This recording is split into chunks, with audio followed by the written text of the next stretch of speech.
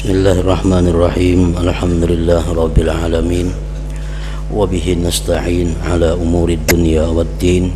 Wassalatu wassalam ala asyrafil anbiya wal mursalin sayyidina Muhammadin wa ala alihi wa sahbihi ajma'in. Qala al-musannif al-imam hujjatul Islam Abu Hamid Muhammad bin Muhammad al-Ghazali rahimahullah wa nafa'ana bi ulumihi. Wa kullul alam ka baitin wahid was sama'u saqfuhu fala ujubu minka annaka tadkhulu baita ghaniyin fatarahu muzawwaqan bis-sabghi mumawwahan biz-zahab fala yanqati'u ta'ajjubuka minhu wala tazalu tadhkuruhu wa tasifu husnahu tula umrik wa anta abadan tanzuru ila hadzal baitil azim wa ila ardihi wa ila saqfihi wa ila hawaihi wa ila ajaibi amti'atihi wa gharaibi hayawanatihi wa bada'i nukushihi thumma la tatahaddatsu bihi wa la taltafitu biqalbika ilaihi fama hadzal baitu duna dzalikal bait alladhi tasifuhu bal dzalikal baitu huwa aidan juz'un minal ard allati hiya akhassu ajza'i hadzal bait ila akhirih. Makna kalamul imam Al-Ghazali rahimahullah wa nafa'ana bi ulumihi fid dharain.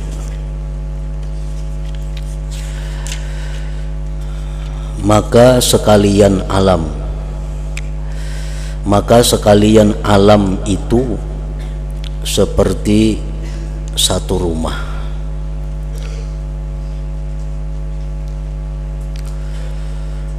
dan langit itu atapnya. Jadi bumi laksana lantainya, dan sekalian yang ada di dalam bumi, yang ada di atas bumi merupakan perhiasan-perhiasannya. Dan yang mengherankan darimu adalah bahwa kamu memasuki rumah orang kaya, maka kamu melihatnya rumah orang kaya tadi dipercantik dengan cat, disapuh dengan emas, lalu tidak putus-putus kagummu daripadanya, dan kamu senantiasa mengingatnya, dan kamu mensifatkan kebagusannya sepanjang umurmu. Dan sedangkan kamu memandang selamanya kepada rumah yang besar ini, yaitu bumi, langit, kepada tanahnya, kepada atapnya, kepada udaranya, kepada keajaiban-keajaiban barang-barangnya, keganjilan-keganjilan hayawannya, dan keindahan-keindahan ukirannya. Kemudian kamu tidak berbicara tentangnya, dan kamu tidak berpaling dengan hatimu kepadanya.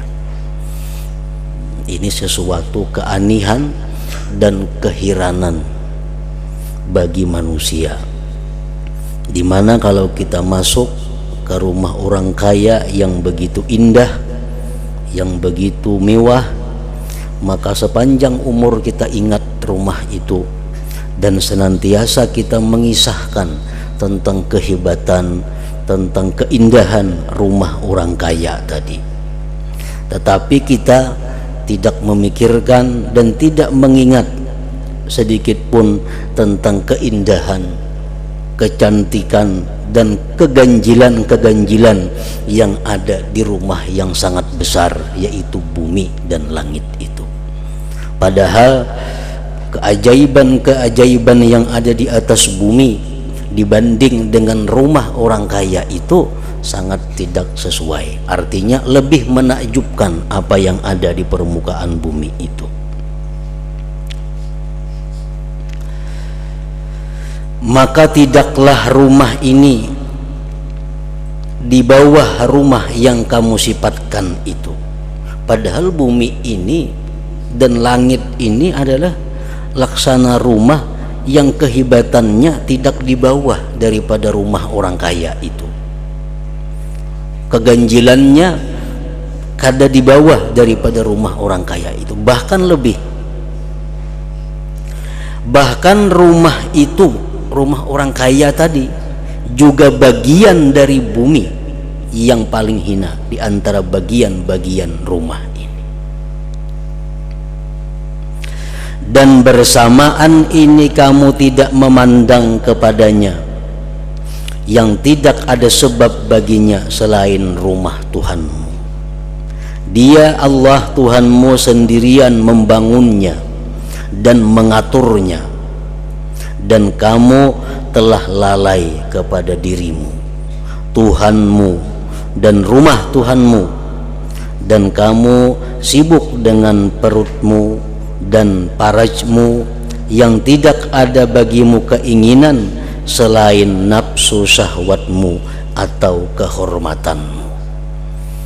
Artinya bahwa hal-hal itulah yang menyebabkan kita lalai daripada tafakur, lalai daripada merenungkan apa yang diciptakan Allah di muka bumi ini.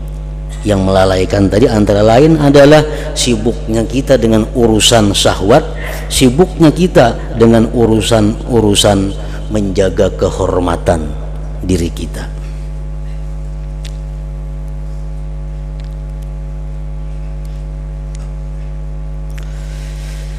Disebutkan dahulu bahwa termasuk yang mencegah manusia itu tafakur ada 10 perkara. Di antara lain adalah hubbus sana. Hubbus sana artinya apa? Suka dipuji orang. Karena kita ingin selalu dipuji orang, selalu ingin disanjung orang, akhirnya kita lupa merenungi apa yang diciptakan Allah. Disebutkan lagi dahulu bahwa yang menghalangi kita tafakur adalah kita terlalu banyak makan, terlalu banyak guring dan seumpamanya. Nah, itulah hal-hal yang membuat manusia ini terlupakan daripada tafakur terhadap apa yang diciptakan oleh Allah Subhanahu wa taala. Padahal di dalam Al-Qur'an tidak sedikit Allah memerintahkan, "Qul," katakan wahai Rasul kepada umatmu, "Siru fil ardh, panzuru," berjalanlah kamu di muka bumi ini. Panzuru, tengok dan pikirkan. Banyak ayat di Al-Quran seperti itu. Siru, berjalanlah kamu fil ardh, di muka bumi. Panzuru, pikirkan olehmu. Nah, karena hal-hal tadilah yang menyebabkan kita terhalang daripada tafakur itu. Puncak nafsu syahwatmu adalah bahwa kamu memenuhi perutmu.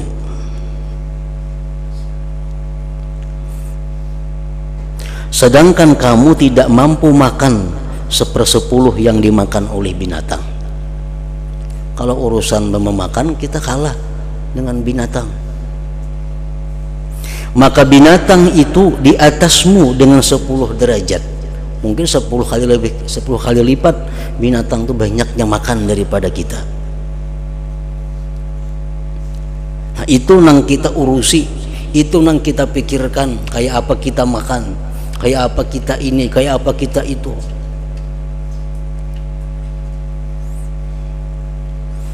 Nah, urusan ini nang menghalangi kita untuk bertafakur.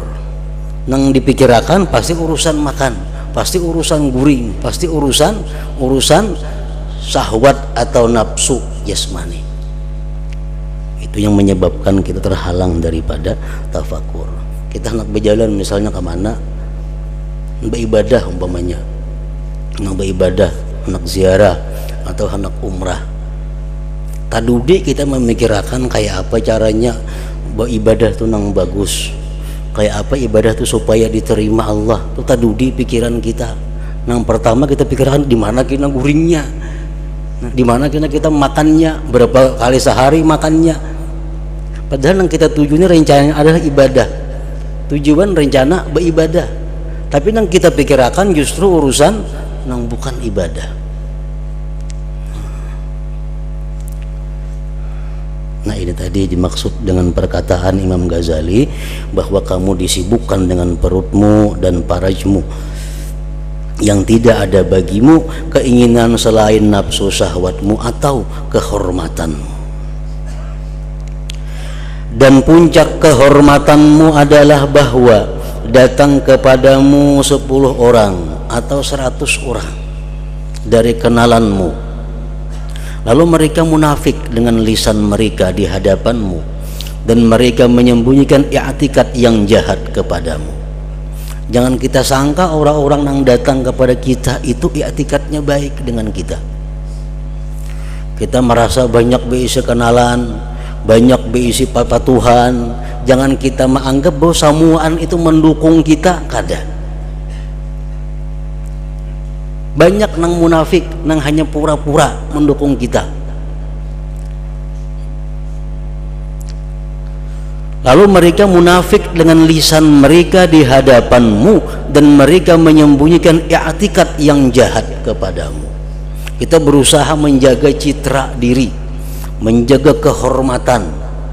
Itu kita pikirkan benar kayak apa supaya jangan rusak nama baik kita. Tujuannya apa? Supaya banyak orang suka kepada kita, supaya banyak orang yang datang kepada kita. Padahal yang datang kepada kita itu belum tentu samuaan menganggap kita ini baik. Barangkali di antara mereka banyak yang hanya di lisannya mengiktikadkan kebaikan, tapi dalam hatinya berlawanan. Dan jika mereka membenarkanmu dalam kecintaan mereka kepadamu, andai kata nang patuhan kita, kenalan kita, samuaan baik lawan kita, zahir dan batinnya baik, bujur-bujur baik, maka mereka tidak memiliki, kada mampu juga bagimu dan bagi mereka akan manfaat, mudarat, mati, hidup dan bangkit kembali. Orang tuh bujur-bujur cinta lawan kita, sayang lawan kita, kawalanya memberi manfaat lawan kita, kawalanya mudaratakan kita. Padahal kita mati-matian menjaga kehormatan diri agar mereka itu kada berpaling daripada kita. Nah, pikiran kita seperti itulah yang membuat kita lalai daripada tafakur, daripada merenungi apa yang diciptakan oleh Allah Subhanahu wa ta'ala. Dan kadang-kadang di negerimu, di kampungmu terdapat orang Yahudi dan orang Nasrani yang kaya, yang melebihi kedudukannya atas kedudukanmu.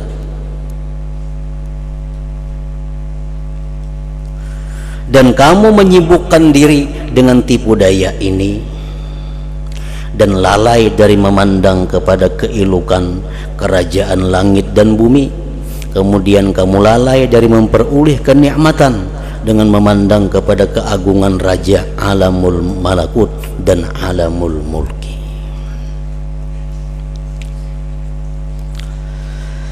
Dan tidaklah perumpamaanmu dan perumpamaan akalmu,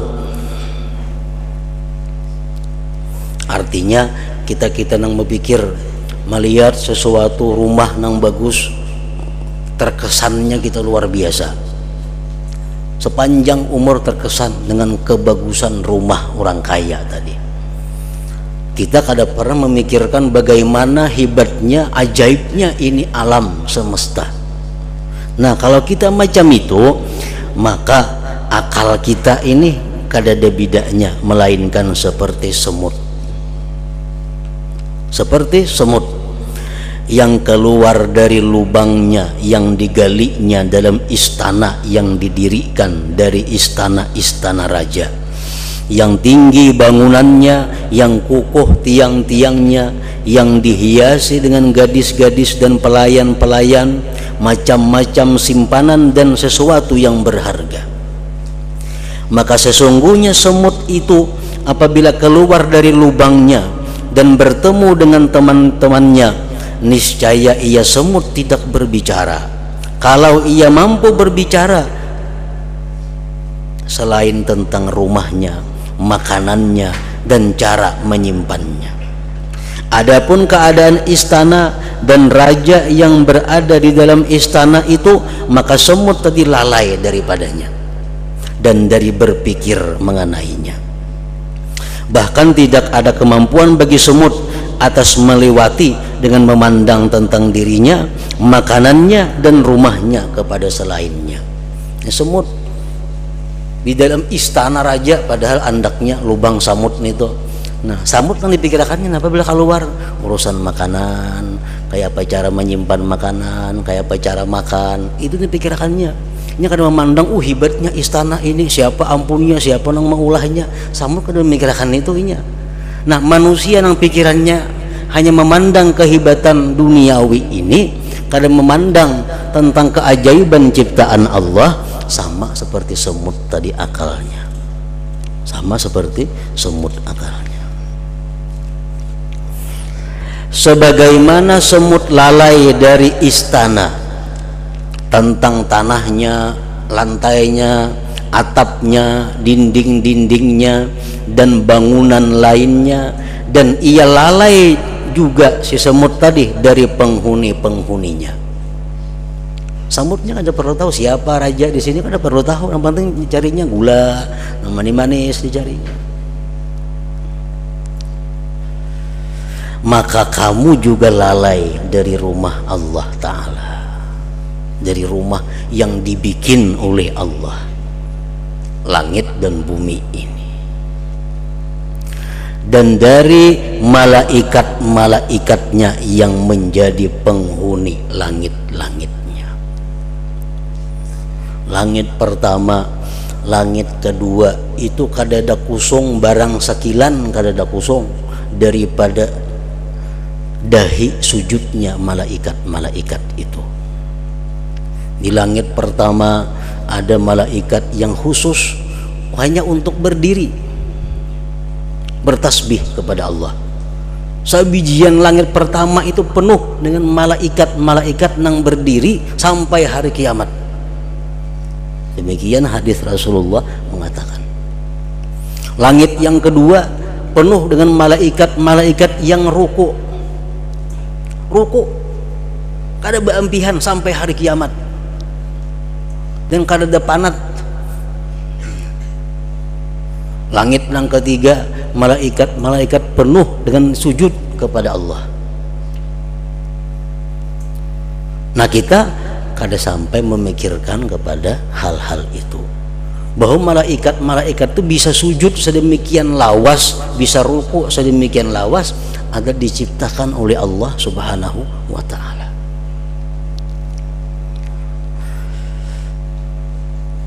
Jadi malaikat-malaikat yang dijadikan oleh Allah Subhanahu wa Ta'ala itu bermacam-macam tugas dan pekerjaannya. Dan malaikat-malaikat yang diciptakan Allah itu sedikit pun kada bergisir, kada berubah daripada apa yang ditetapkan oleh Allah. Ya Tuhan, ikam wahai malaikat, tugas ikam membaca subhanallah sampai hari kiamat. Itu pang dibacanya. Kalau tak alhamdulillah kada mau. Malaikat tak Allahu akbar kada mau. Ada malaikat yang ditugasi ini, itu pang digawinya sampai hari kiamat. Dalam sebuah hadis Rasulullah SAW menyatakan, Inna lillah azza wa jalla amlakan khalaqahum kaipasya wa sawwarahum ala masya tahta arsyihi alhamahum ayyunadu qabla tulu'is samas wa qabla gurubiha bi kulli yawm marratain ala man wassa'a ala iyalihi wa jiranihi wassa'a Allahu ta'ala alaihi fid dunya ala man dayyaka Allah alaihi ala inna Allah qad a'taakum linafaqati dirhamin ala iyalikum 70 kintara wal kintaru mislu uhud wazna anfiqu wala tajma'u wala tudayyiku wala tuktiru wal yakun aktsaru nafaqatikum yaumal jumu'ah. Sesungguhnya Allah ada mempunyai malaikat yang dia ciptakan bagaimana dia menghendaki di bawah arasnya Allah. Malaikat ini tugasnya apa? Tugas malaikat ini hanya berseru 2 kali sehari, sebelum subuh dan sebelum tenggelam matahari. Itu aja gawiannya. Habis itu diam sepanjangnya. Karena bila sebelum subuh berteriak, malaikat ini berseru. Nah, apa yang diseruakannya? Ala man wassa'a ala iyalihi wa jiranihi wassa'a Allah ta'ala alaihi fid dunya. Ketahuilah, orang yang melapangkan keluarganya dan tetangganya, Allah lapangkan dia di dalam dunia. Ala man dayyaka dayyakallahu alaih. Siapa yang menyempitkan atau kikir kepada keluarganya atau jirannya, Allah sempitkan dalam kehidupannya. Ala ketahui ulihmu, sesungguhnya Allah memberikan kamu untuk nafkah 1 dirham atas keluargamu diganjar dengan 70 kintar. 1 kintar itu setimbangan gunung Uhud. Maka nafkahkanlah hartamu, dan jangan kau kumpulkan, dan jangan kau sempitkan, dan jangan kau kikir. Dan hendaklah nafkah kamu itu terbanyak, artinya diperbanyak yaumal jumu'at, pada hari Jumat. Nah, itu aja tugas malaikat nih. Bisukan berseru, nah itu ranainya. Kayaknya parak maghrib nih itu pulang diucapakannya sampai hari kiamat.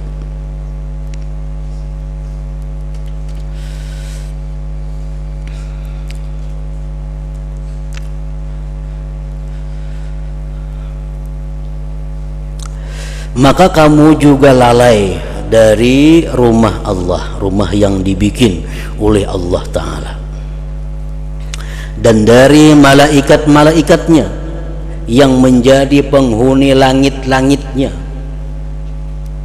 Maka kamu tidak mengetahui dari langit selain apa yang diketahui oleh semut.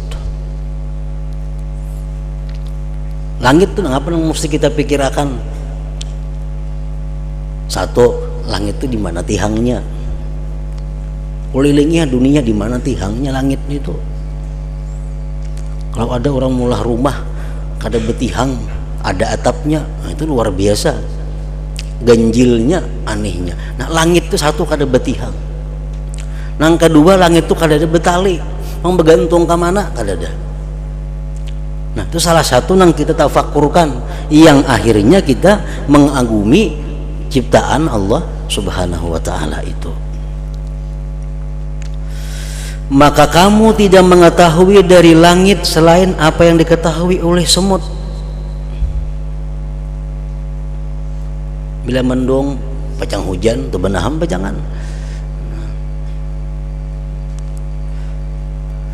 Dari atap rumahmu, dan kamu tidak mengetahui dari malaikat-malaikat langit selain apa yang diketahui oleh semut dari kamu dan dari penghuni rumah-rumahmu.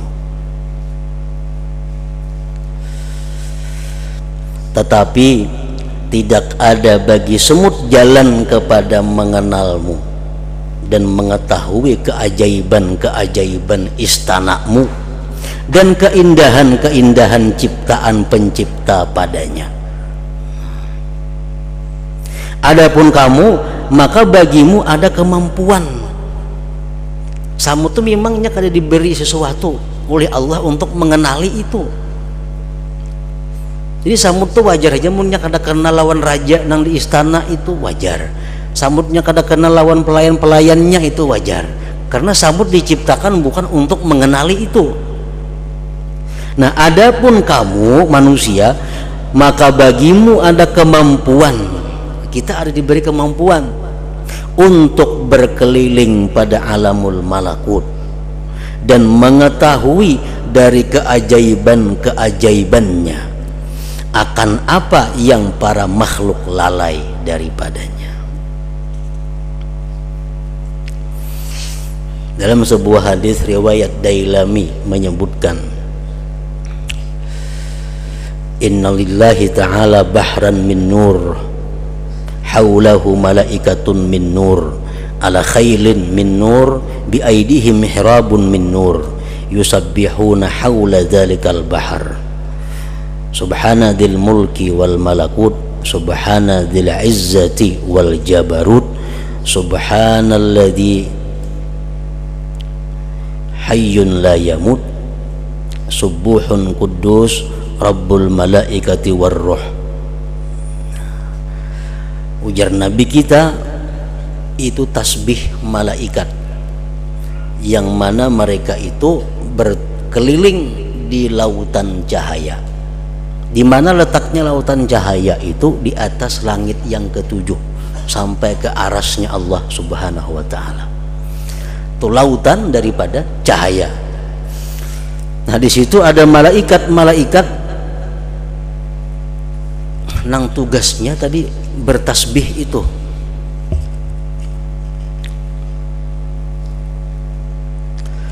Lalu ujar Nabi kita, paman qalaha fi yaumin aw syahrin aw sanatin marratan aw umrihi ghafarallahu lahu ma taqaddama min dhanbihi wa ma ta'akhkhar walau kanat mithla zabadil bahar aw mithla ramlin alij aw farrin minaz zahab. Barang siapa yang mengata tasbih malaikat tadi, manusia siapa yang mengata tasbih seperti malaikat tadi sehari atau dalam sebulan atau dalam setahun atau seumur hidup sekali,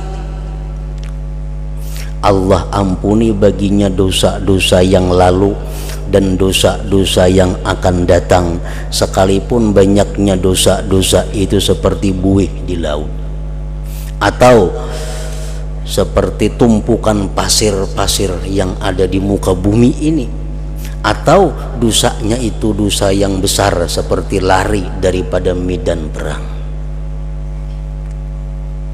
Nah, ada malaikat yang tasbih seperti itu dan dianjurkan oleh Nabi untuk membaca itu.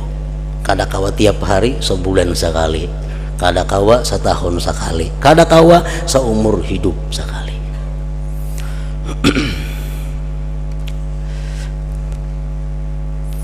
Nah, jadi baik kita baca seumur hidup sekali barang ini. Nah, jadi kalau membacakan diiringi kena artinya dahulu, subhana dzil mulki wal malakut, maha suci Tuhan yang mempunyai alam mulki dan malakut. Subhana dzil izzati wal jabarut, maha suci Tuhan yang mempunyai kemuliaan dan alam jabarut. Subhanal hayyil ladzi la yamut, maha suci Tuhan yang hidup dan tidak mati. Subuhun kudus, maha suci Rabbul malaikati war ruh, Tuhannya malaikat dan roh. Nah, itu artinya. Jadi kita baca sekali. Subhana dzil mulki wal malakut, subhana dzil izzati wal jabarut,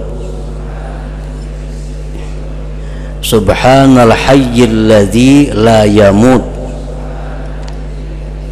subuhun kudus Rabbul malaikati warruh.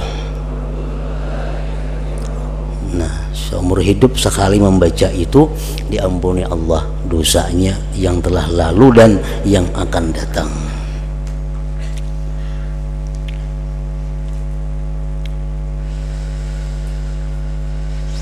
Dan hendaklah kita, ujar Imam Ghazali, menggenggam tali pembicaraan tentang hal ini, artinya menyudahi, karena sesungguhnya itu adalah jalan yang tidak ada akhirnya.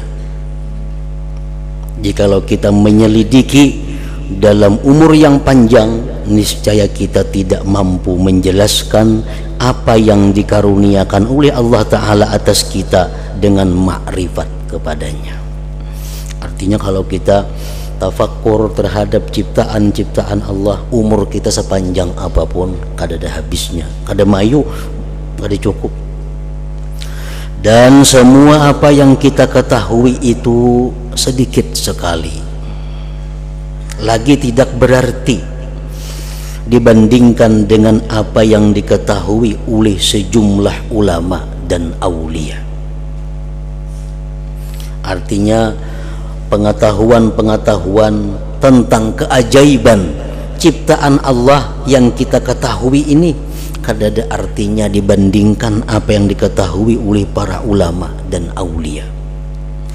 Dan apa yang diketahui oleh mereka itu sedikit sekali lagi tidak berarti dengan dibandingkan kepada apa yang diketahui para nabi alaihim assalatu wassalam.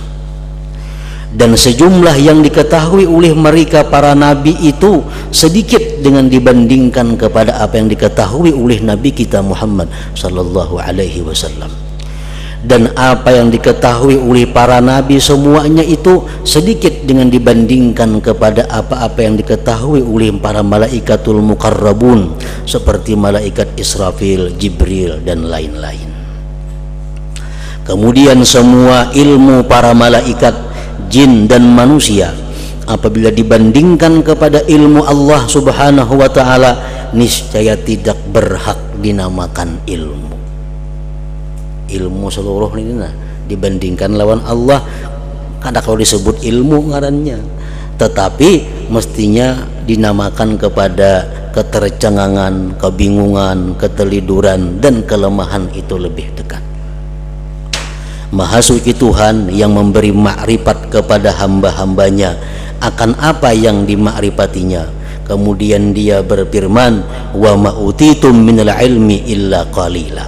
Artinya, dan tidaklah kamu diberi pengetahuan melainkan sedikit. Maka inilah penjelasan ikatan-ikatan jumlah yang berkeliling padanya pikiran orang-orang yang berpikir tentang makhluk Allah Ta'ala, dan tidak ada padanya pemikiran tentang zat Allah Ta'ala. Tetapi pasti diperoleh faidah dari berpikir tentang makhluk akan makrifat kepada pencipta. Artinya ulahannya aja sehebat itu, apalagi penciptanya, kebesarannya, keagungannya dan kekuasaannya.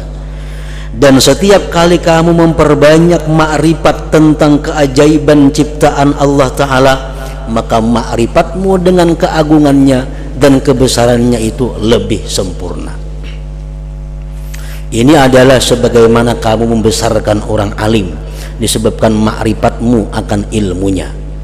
Maka kamu senantiasa melihat kepada keganjilan demi keganjilan dari karangannya atau syairnya, maka kamu bertambah makrifat dengannya, dan dengan kebaikannya kamu bertambah menghormatinya, mengagungkannya dan memuliakannya, sehingga setiap kata dari kata-katanya, setiap bait syair yang menakjubkan dari bait-bait syairnya itu menambahkannya akan tempat dari hatimu yang mendorong mengagungkannya di dalam dirimu. Nah, jadi ini perbedaan antara manusia dengan Rasulullah sallallahu alaihi wasallam dan Allah Ta'ala. Rasulullah contohnya, setiap kita selidiki Rasulullah sallallahu alaihi wasallam itu, kita selidiki satu demi satu sekemampuan kita, karena Rasulullah itu seperti laut yang tidak ada tepinya dan kada bisa diselidiki secara menyeluruh. Nah, sekemampuan kita meneliti tentang Rasulullah, maka kita akan semakin cinta kepada beliau. Teliti mulai daripada kaki Rasulullah, rambutnya sampai perangainya, kata-katanya, tidurnya, apapun teliti kita cari tentang perbuatan Rasulullah, tentang keganjilan, kehebatan daripada akhlak beliau, pasti kita akan bertambah cinta dengan beliau. Nah, beda dengan kita manusia biasa, makin kita meneliti orang lain selain Rasulullah, makin dalam kita meneliti, pasti akan bertambah kita kebencian kepada orang itu. Ada orang nih kita hormati, manusia nih kita hormat luar biasa, para kiha hari-hari bakawan lawan sidin tuh, liati batis sidin, kepala sidin, guring sidin, akhlak sidin, tiap hari teliti, akhirnya bakurang kecintaan kita kepadanya. Coba akan aja itu. Nah, ini perbedaan antara manusia biasa dengan manusia seperti Rasulullah sallallahu alaihi wasallam. Jadi kalau kita makin dekat, makin kenal kepada Rasulullah, makin cinta. Kalau kita makin dekat, makin kenal kepada yang bukan Rasulullah, makin kada katuju. Makin kada katuju. Nah, apalagi dengan Allah Subhanahu wa ta'ala, Rasulnya aja macam itu, apalagi Allah. Makin kita teliti perbuatannya, teliti hukumnya, akan bertambah kecintaan kita kepada Allah Subhanahu wa ta'ala.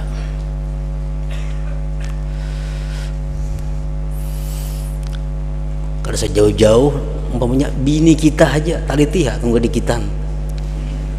Kada usah orang lain. Teliti tiap hari, teliti kayaknya kada ketuju lagi lawan bini. Bini lawan laki kayak itu juga, karena itulah sudah manusia, makin didalami makin nampak kekurangannya, makin dalam makin nampak kekurangannya. Kenapa? Karena manusia berasal daripada yang kurang juga. Rasulullah berasal daripada nur, daripada cahaya. Itu perbedaan antara manusia dengan Rasulullah.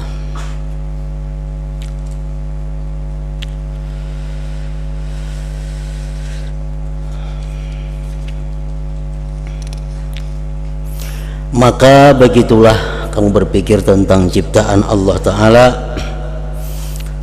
karangannya dan susunannya, dan setiap yang ada dalam wujud alam ini dari ciptaan Allah dan karangannya, dan pandangan dan pemikiran padanya itu tidak akan berakhir selamanya, kada akan tuntung-tuntungnya. Dan hanya saja bagi setiap hamba dari pandangan dan pemikiran itu menurut kadar yang dianugerahkan oleh Allah Subhanahu wa ta'ala. Ada yang diberi Allah ilmu sekian sehingga dia bisa tafakkur demikian. Ada yang diberi Allah ilmu cuma sedikit sehingga tafakkurnya pun sedikit. Karena tafakkur sangat tergantung kepada ilmu. Kalau kada punya ilmu kada kawa tafakkur. Maka hendaklah kami menyingkat atas apa yang telah kami sebutkan, dan hendaklah kami menambah kepada ini apa yang telah kami uraikan dalam kitab syukur. Sesungguhnya kami memandang dalam kitab ini, kitab tafakur artinya, pada perbuatan Allah Ta'ala dari segi bahwa itu adalah perbuatan kebaikan kepada kita dan pemberian nikmat atas kita. Sesungguhnya kami memandang dalam kitab itu, nah itu kitab syukur, itu kitab syukur, perbuatan Allah bahwa itu adalah perbuatan kebaikan kepada kita dan pemberian nikmat atas kita. Dalam kitab ini tafakur nih, kami memandang padanya dari segi bahwa itu adalah perbuatan Allah saja, dan setiap apa yang kami pandang padanya, maka bahwa ahli tabiat, tinggal ahlinya, maka bahwa ahli tabiat memandang padanya dan pandangannya itu menjadi sebab kesesatannya dan celakanya. Lain pandangan orang yang diberi Allah hidayah dengan pandangan orang yang ahli tabiat. Ahli tabiat orang-orang yang menyatakan bahwa sesuatu yang di alam ini adalah terjadi sesuai dengan alamnya. Kenapa hujan terjadi? Karena ini ada hujan. Ini kada memandang kepada Allah. Nah, ilmu-ilmu seperti itu menambah sesat seseorang. Ini kada berpikir bahwa yang menghujanakan ini Allah, itu hanya sebabnya aja kada berpikir. Yang hujan terjadi karena air laut, karena ini, karena itu jadi hujan. Jadi seolah-olah tabiat itulah yang memberi bekas. Nah, kalau macam itu berpikir sesat dan celaka. Dan orang yang diberi taufik itu memandang padanya. Nah, orang yang diberi taufik hidayah memandang bahwa semua itu Allah.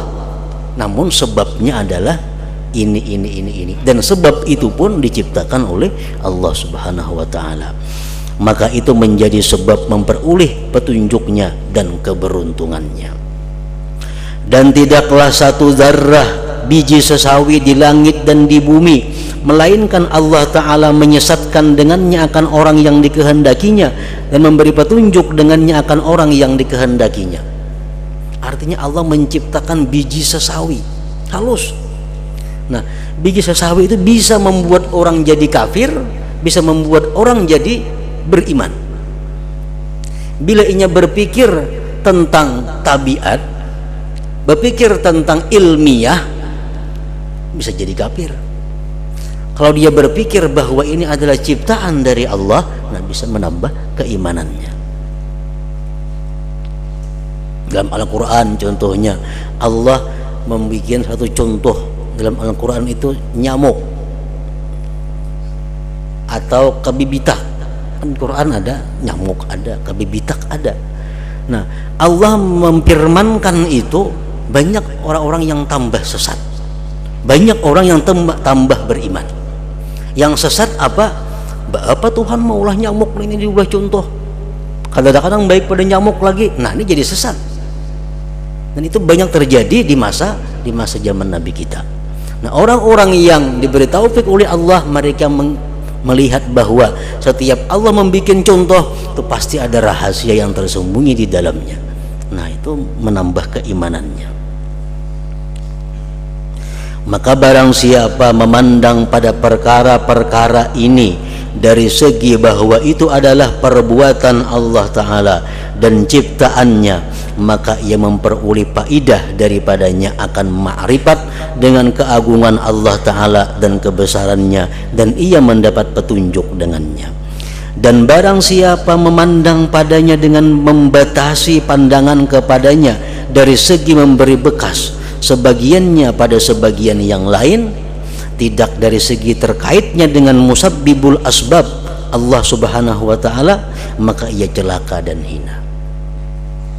Maka kita berlindung kepada Allah Ta'ala dari kesesatan dan memohon kepadanya agar menjauhkan kita dari tempat tergelincirnya tapak kaki orang yang jahil dengan karunia-Nya, kemurahannya, anugerahnya, kebaikannya dan rahmatnya. Tammal kitabut tasi min rub'il munjiyat walhamdulillah wahdah wa salawatuhu ala Muhammadin wa alihi wa salam. Selanjutnya insyaallah kita sambung kitabul khawf war raja.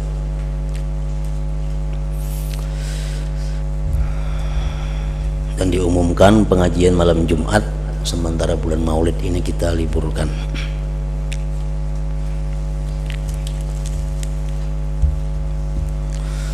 Afdalul dzikri fa'lam annahu la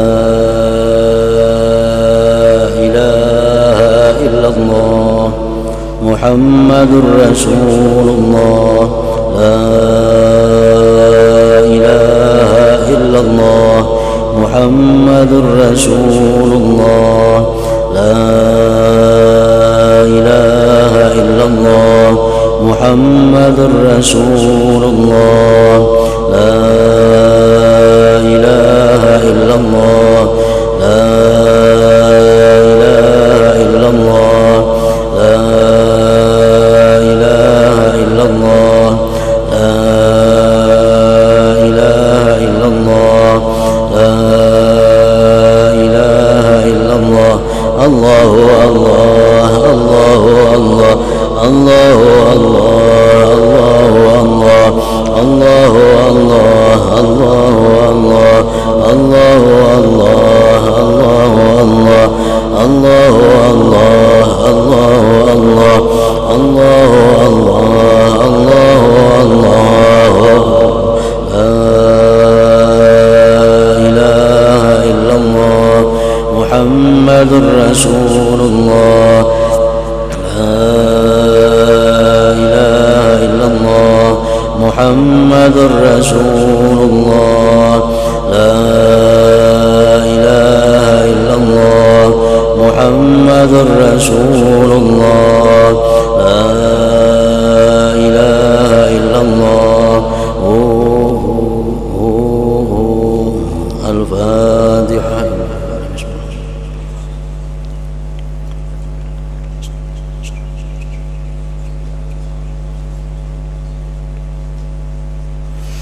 يا أيها الرجل منه شفاعة صلوا عليه وسلموا تسليما اللهم صل وسلم وبارك